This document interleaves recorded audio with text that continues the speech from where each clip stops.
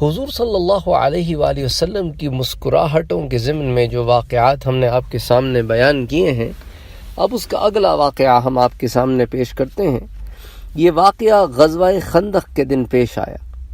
اور اس کو حضرت عامر بن سعد رضی اللہ تعالی عنہ بیان کرتے ہیں، اور وہ بیان کرتے ہیں اور کہتے ہیں کہ میرے والد سعد رضی اللہ تعالی عنہ نے فرمایا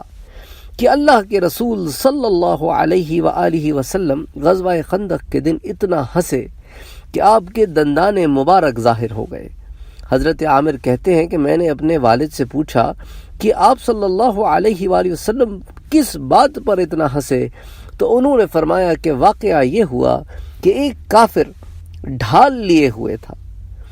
اور سعد اگرچہ بڑے تجربہ کار تیر انداز تھے، لیکن جب وہ تیر چلاتے تو وہ کافر تیر آتے وقت اپنی ڈھال کو ادھر ادھر کر لیتا، جس سے وہ اپنی پیشانی کا مسلسل بچاؤ کر رہا تھا۔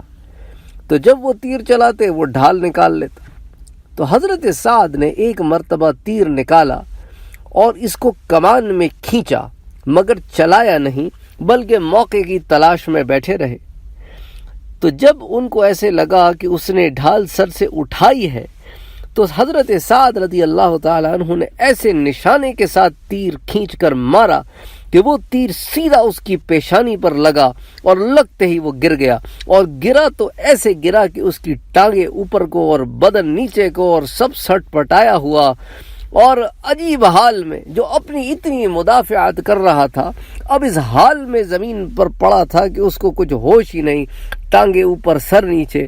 حضور صلی اللہ علیہ وآلہ وسلم نے جب اس کا یہ حال دیکھا تو ہنس پڑے، یہاں تک کہ آپ کے دندان مبارک ظاہر ہو گئے کہ ابھی دیکھو کیسے اپنا بچاؤ کر رہا تھا، لیکن اللہ سبحانہ و تعالی نے اس کے سارے بچاؤ ڈھیر کر دیے۔